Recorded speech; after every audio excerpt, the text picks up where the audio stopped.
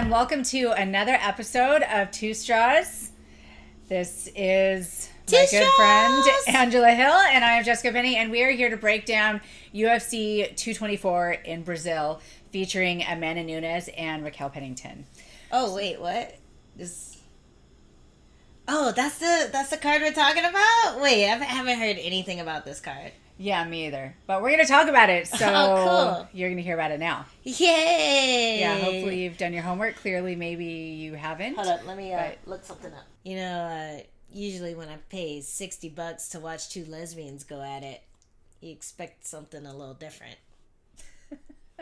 You know how the UFC used to have titles, for their fights? Like UFC Heavy Artillery. Oh. UFC Heavy Hitters. Yeah, I remember What would this card be? UFC, I'm going to watch it at a bar with no cover. UFC, I stacked this card with Brazilians. UFC, I'm not buying that. UFC 224, the one before 225. UFC, I can't believe it's not Belfort. UFC, meh. It would just be like the emoticon, like the shrug emoticon. UFC 224, Brazilians are gonna buy it anyway. UFC 224, we saved 225 for CM Punk. UFC 224, Dern versus Cooper. UFC, let's leave the marketing to the interns on this one. It'll be a great learning experience. UFC, they're all gonna win. As long as you're Brazilian. UFC Fight Night. Pay-per-view. Let's go ahead and dive right into the main card. First up, we have an interesting matchup between Vitor Belfort and Lyoto Machida. Oh, two Brazilians. We might actually have a legit decision in this card if it goes that far. No favoritism here. Hey! It's old man versus old man. Old legend versus old legend. Okay, whatever. The master's class of UFC fights. In BJJ, it would be adult. Adult. Ah, okay. Yeah. Let's get into it. What do we think about Vitor Belfort versus Lyoto Machida? Well, I'm definitely happy that they're fighting each other. As opposed to a lot of the young up-and-coming fighters that they've been fighting. I know I was really sad when Machida fought Brunson. Like, it just sucks to see, like, a veteran fighter who's just trying to get back into the game and getting pretty much smoked by a younger, faster, stronger, more aggressive fighter. That was definitely a tall order to take. He was off for about 2 years with the USADA suspension, and he came in and fighting Derek Brunson, and that's a really tall order. So I'm definitely happy they're fighting each other. I think that Machida actually has the upper hand in this, just because I feel like his chin is a little less messed up than Vitor's. But it's kind of like a coin toss. He's known for his knockout power. Like he could end it in the first round. So I think if it goes past the first round, I think Machida has it. I definitely think Vitor has, that aggression, that coming forward. But in Lyoto Machida, he definitely has the good matchup against that style of fighting. He's very elusive. He waits. He lulls his opponents into a dangerous zone, and then, wham, you get a big knockout. It's the kind of thing where, like, you sit there the whole fight and you're like sure nothing's gonna happen, so you get up and go to the bathroom, and as soon as you get into the stall you hear the crowd going crazy, and you missed it. Yeah, I'm pretty sure like all of Machida's knockouts I've been on the toilet when it happened. And you regretted it. Yeah, even before I was watching fights. So that's Next up on the main card, we have an interesting matchup between John Lineker and Brian Kelleher. Now, Kelleher is coming off a pretty impressive win over former bantamweight champion Renan Barão, and Lineker is an always exciting matchup. I mean, this guy comes to fight. I mean, pretty much no game plan whatsoever. Just goes in and brawls, and he either wins or loses in impressive fashion. This fight, to me, on paper, seems like it has fight of the night potential. I'm pretty sure people are expecting just hook after hook after hook. Lineker is so aggressive and so crazy with his striking, so aggressive with his hooks. Like, I mean, even if it goes to the ground and his corner tells him to sink his hooks in, he's just throwing more hooks. He's not thinking about his feet at all. Like, he's just a hook machine. I mean, he's listening. Yeah, he's... Well, kind of. You know what they say about Lineker? What? He's got more hooks than a tackle shot. Oh! Kelleher, he has really nice boxing when he takes his time, but he's not afraid to get in a brawl. Like, if he gets someone hurt, like we saw in the Barral fight, he goes for it. He stands, he bangs, he takes some on the forehead just to give his own. So yeah, I'm really excited for this fight. They both have a lot of forward pressure. They both want to take the center of the cage, and I'm wondering who's gonna win that pressure battle. So yeah, it'll be good to see. I think Kelleher might have an advantage when it comes to the wrestling department, but Lineker has just been in there so many times against so many different people that I feel like, that experience just might give him the upper hand in this fight. Yeah, Lineker definitely makes you play his game. Mm-hmm. He's going to brawl, and he's going to make you brawl. He comes forward throwing aggressive hooks.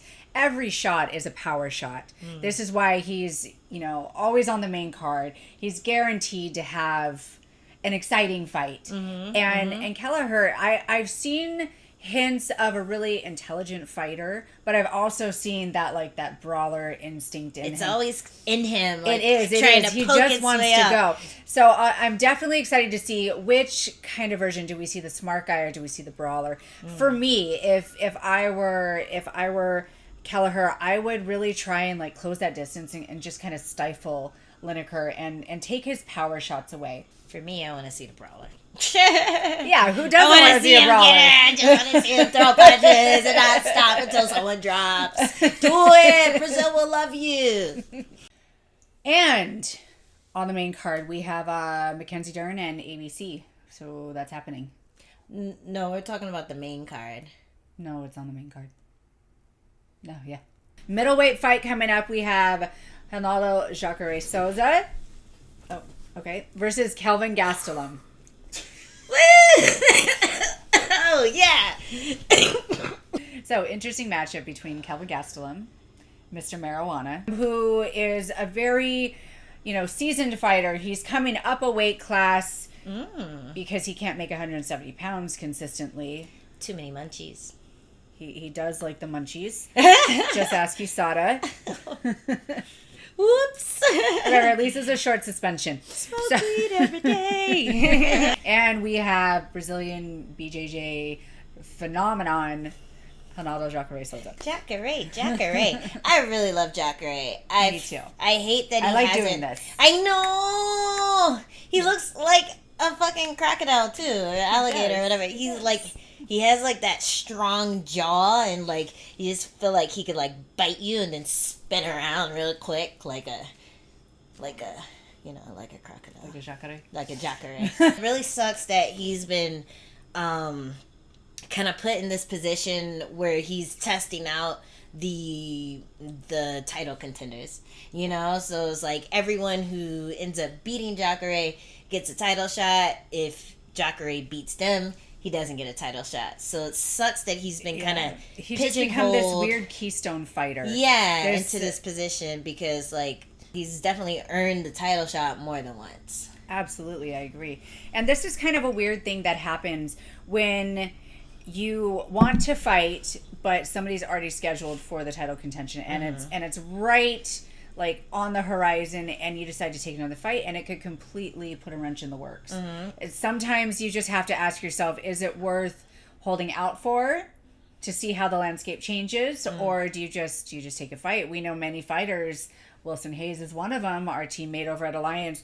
These things just happen. It's happened to countless fighters. That one fight that you take just in the meantime, just to keep busy, just to keep the experience, it ends up completely throwing a wrench in the works, and derailing your entire momentum where you could have just waited a few months. And definitely, I feel like Jacare in this fight, though, I feel very, very confident in him. I think we're going to see, a new kind of more developed Jacare since he's moved to the U.S. and he's now training stateside, and he's getting all of the different looks that he wasn't getting in Brazil, and he's taken a lot better care of himself. And we have Gastelum, who is like, capable of having devastating knockouts. I do think that this will make for a great fight. I think that Jacare is definitely more experienced on the ground. I think it's impressive how a BJJ black belt, somebody who's known for their grappling, has really developed a great striking game, great takedown game, and has really filled in those holes that a lot of BJJ artists don't necessarily do. I actually first knew Jacare as a nasty striker before I realized he was actually just as sick on the ground. So I think that's one thing he has over like most of the people in the division. He's so scary in both places that you just kind of don't want to be on the ground or underwater with the Jacare. He's just gonna kill you everywhere. It sucks. But that being said, you cannot count Kelvin Gastelum out. He really is an extremely crisp, sharp boxer. He does have grappling. He likes to keep it on the feet, and he is used to fighting, slightly larger, stronger fighters. And he has devastating knockouts to his credit. So this is definitely going to be an interesting matchup and possibly title contention matchup. So it'll definitely mix up the middleweight division. And I'm excited to see how it goes. Who you got? I got Jacare. I love BJJ, and I got to go for the BJJ black belt. He's a legend. Cool. And in the main event, the fight that we've all been waiting for, we have Amanda Nunes, the bantamweight champion, taking on Raquel Pennington. Yes. And probably during this fight, their girlfriends are going to get in a fight with each other because they're both strawweight. I don't know why they didn't book that fight on this card as well. Exactly. That would have made a great co-main event. Matchmakers is stupid. What's wrong with you, Mick? Shelby? Get your shit together. Oh, man. Fucking, you totally missed the opportunity to book Tisha versus Ansaroff as the co-main to Nunes versus Pennington. I mean, come on. One thing I can say about Raquel Pennington and Tisha Torres is that they are glued together. I mean, everywhere they go, they hold hands. I'm going to be surprised if they don't hold hands while she walks out to the cage. So once I was walking through the hallway, and they're in the hallway holding hands, and I literally had to limbo under their hands. It was a really narrow hallway. I had to limbo. I didn't know what else to do under their grip. They wouldn't let go for a second so I can pass.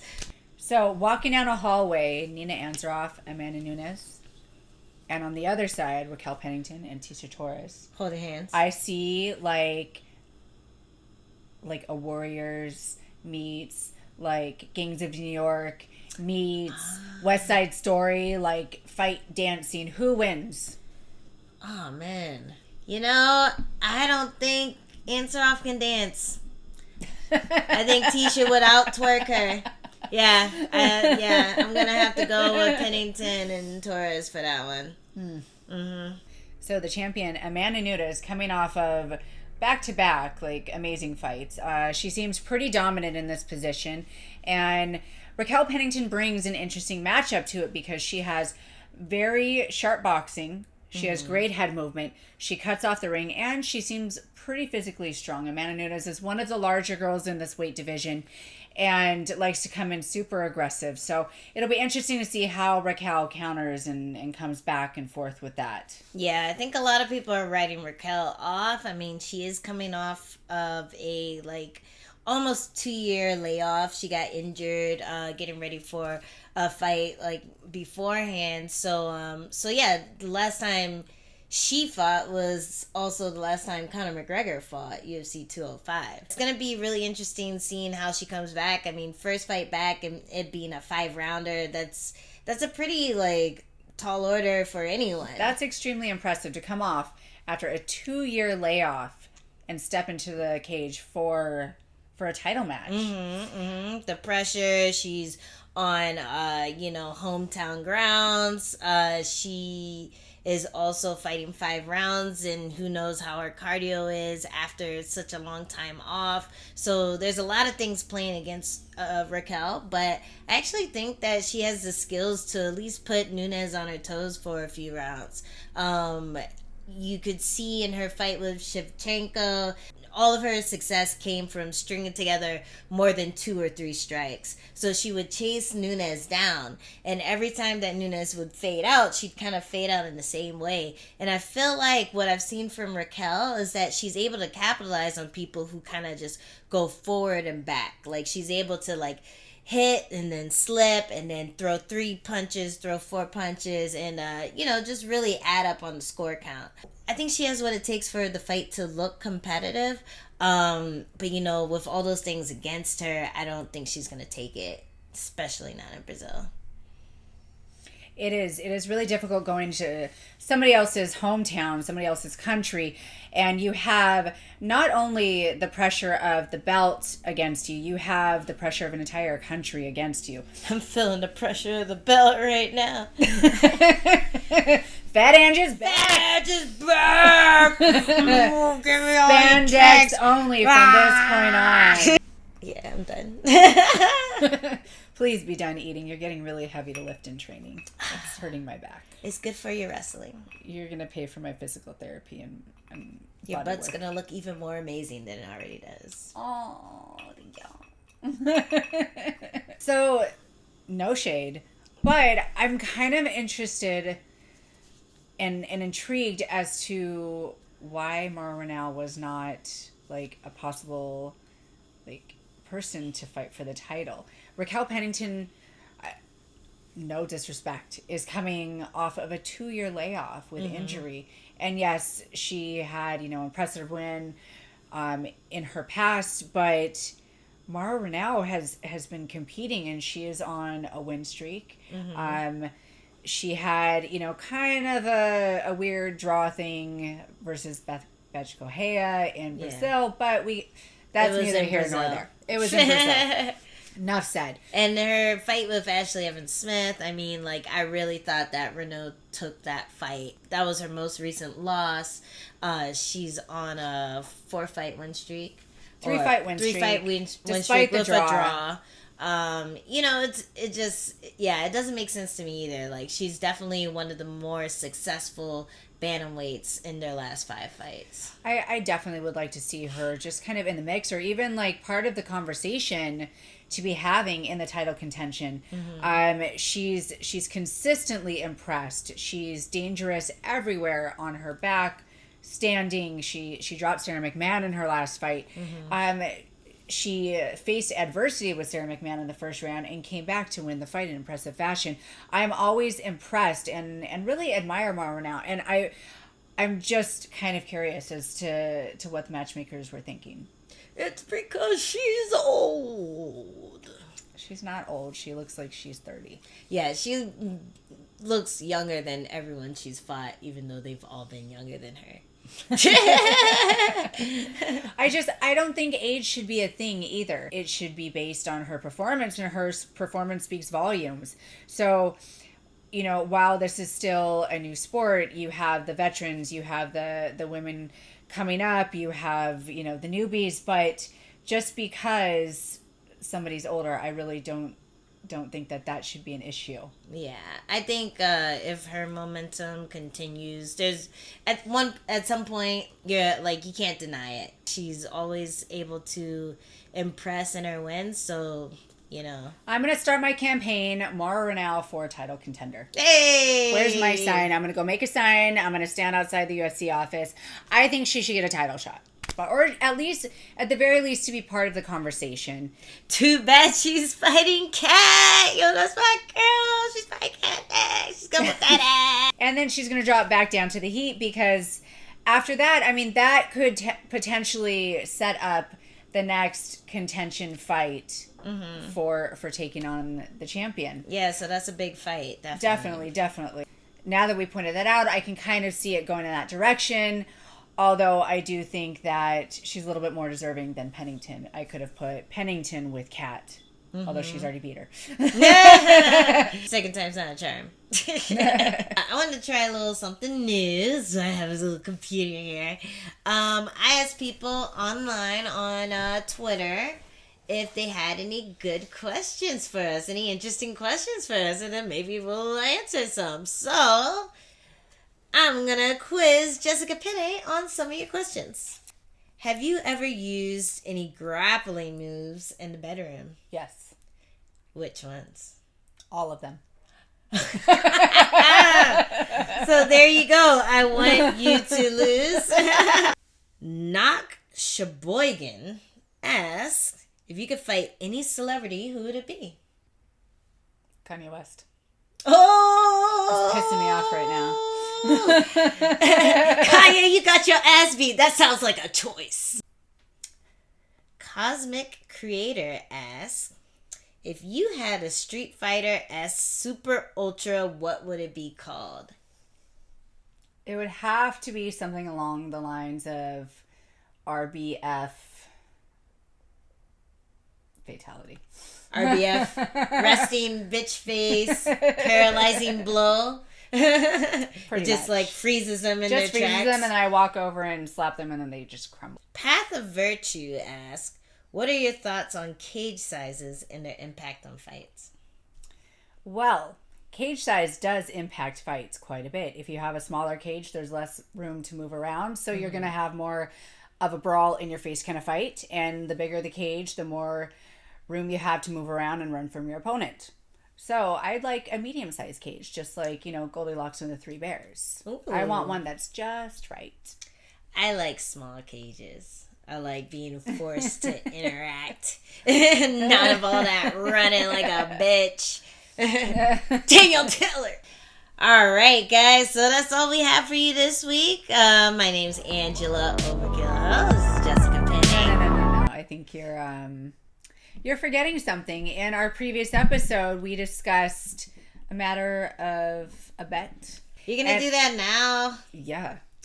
We said last week that we would talk about it this week. We have to keep our promises. Promises are very important. All right, fine. So what am I doing? Well, my feet are kind of tired. Can you give them a little foot massage? They're adorable. Ah! All right, but if I'm going to do it, I'm going to do it right. Don't forget the arches.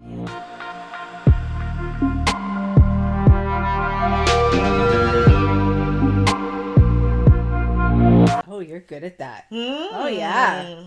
You do this for your husband all the time, don't you? It's not a punching bag, Angela.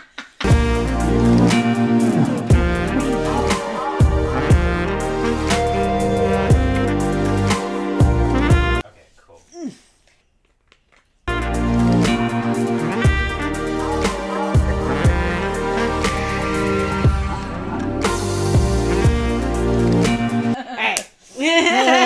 Well, thank you so much for joining us on another episode of Two Straws. Two straws. Woo. This is Angela Hill. I'm Jessica Penne, and don't miss out on UFC 224 Brazil, Nunes versus Pennington. Fukaye. Fukaye. Wait. That's not what they say. What Ooh, is that? mohe. Ooh, ha, mohe. Right? Close enough. Yeah. Yeah, Ooh, you my got it.